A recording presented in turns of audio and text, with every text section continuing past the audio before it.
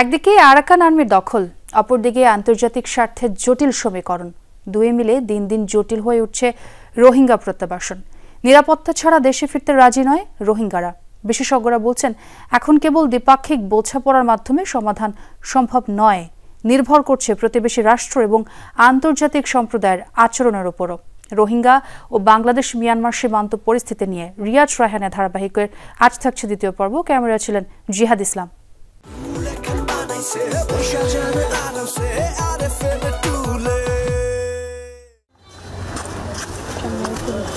2017 সালের পর থেকে এখন পর্যন্ত বাংলাদেশে আশ্রয় নিয়েছে প্রায় 15 লাখ রোহিঙ্গা।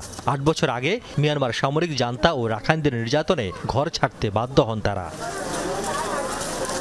নিজ দেশে ফেরার বিষয়ে এখনও দ্বিধায় বিভক্ত রোহিঙ্গারা। এক পক্ষ চান যে কোনো মূল্যে ফিরে যেতে, অপরপক্ষ বলছেন জীবনের নিরাপত্তা ও মৌলিক চাহিদার নিশ্চয়তা ছাড়া ফেরার প্রশ্নই ওঠে না। সিটিজেনশিপ দিয়াবরু ফুল ইকুয়াল রাইট বেটমা থারা জিন্দিলা সলো জিন্দিলা দিয়াবরু তলে ইন বেকুম ফাইলা আরা দৌলিও দেমবিয়ান আরা দেশ। We are homeless and we don't have any ground to step our foot. So we went justing for our torture and genocide. They genocide us. Safety, security, dignity লিয়রে successful একটা solution লিয়রে আরা দেশম মাঝে যাইবইলা বলি আরা assistance চাই। রোহিঙ্গাদের এই উদ্বেগের সঙ্গে একমত অভিবাসন বিশেষজ্ঞরা। তাদের মতে ফেরত পাঠানোর আগে কিছু শর্ত পূরণ না হলে টেকসই হবে না প্রত্যাবাসন প্রক্রিয়া। 1995 পর্যন্ত একটা বড় অংশের রোহিঙ্গারা তখন মিয়ানমারে ফেরত গেছে, কিন্তু দেখা গেছে যে 90-এর দশকের শেষের দিকে এবং অন্যান্য সময় ওইখানে যেহেতু পরিস্থিতির কোনো পরিবর্তন হয়নি, যতবারই তাদের সাথে সংঘাত হয়েছে বা তাদেরকে আক্রমণ করা হয়েছে, আবার দেখা যাচ্ছে যে কিছু কিছু করে তারা বাংলাদেশে এসছে। কাজে আমরা যখন বলি যে টেকসই সমাধান, দীর্ঘস্থায়ী সমাধান, 90-এর সময়ের প্রত্যাবাসনটাও কিন্তু সেটা ছিল না। তবে নিরাপত্তা ও আন্তর্জাতিক সম্পর্ক বিশ্লেষকদের মতে রোহিঙ্গা প্রত্যাবাসন এখন আর শুধু বাংলাদেশ ও রোহিঙ্গাদের ইচ্ছার উপর নির্ভর করছে না। একদিকে মিয়ানমার সীমান্তের বেশিরভাগই দখলে নিয়েছে আরাকান আর্মি, অন্যদিকে রাখাইন অঞ্চলে জটিল হচ্ছে আন্তর্জাতিক ভূ রাজনীতি ও অর্থনৈতিক স্বার্থ। এ যেমন রাখাইন রাজধানী সিটোয়ে বন্দর হয়ে উত্তর পূর্ব ভারতের 7টি রাজ্যের সঙ্গে সংযুক্তির প্রক্রিয়ায় আছে দিল্লি। আবার সিটোয়ে থেকে মাত্র 120 কিলোমিটার দূরের চকপিয়ে বন্দর হয়ে কুনমিং পর্যন্ত বাণিজ্য রুট তৈরি করছে চীন। রাখাইন স্টেট এখন সবচেয়ে বেশি আন্ডার কারেন্ট, সেখানে বড় বড় শক্তিগুলো আপনার জড়িত।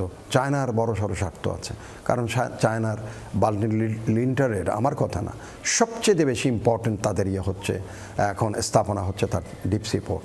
বিকজ মালাক্কাতে United States and South East China সিতে যে ধরনের হার্ডেল তাদের জন্য ক্রিয়েট করা হয়েছে, সেগুলোর থেকে তারা just shifted their focus to the western Myanmar, যেখানে তারা চক্রিয়তে তাদের ডিপ সি পোর্ট করেছে।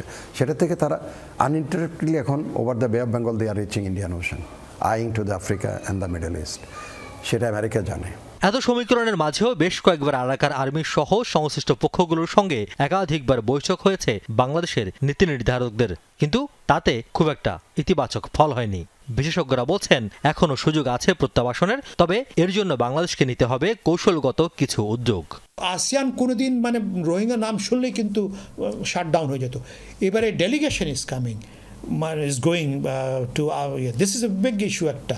এটা আমি বলবো কি এটা হ্যাঁ, মিয়ানমার যদি শোনে কার কথা, ওই আসিয়ানদের কথাই শোনে, আর বাকি কারো পাত্তা দেয় না।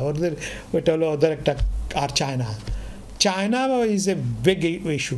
আমরা কিন্তু চায়নার সাথে কোনো সময় এরকমভাবে কিছু করি নাই। মোটা দাগে আন্তর্জাতিক সম্প্রদায়কে কতটা আস্থায় নিতে পারবে বাংলাদেশ, সেটি এখন দেখার বিষয়।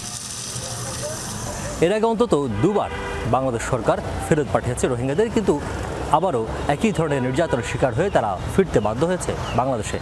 তাই এবার অস্থায়ী নয়, বরং এর স্থায়ী সমাধান চান রোহিঙ্গারা। শরণার্থী জীবন থেকে মুক্তি চান, তবে তার আগে অন্তত জীবনের নিরাপত্তা যদি নিশ্চিত হয়, তবেই কেবল ফিরতে পারবেন নিজ ভূমিতে। রিয়াজ রায়হান, যমুনা নিউজ, উখিয়া, কক্সবাজার।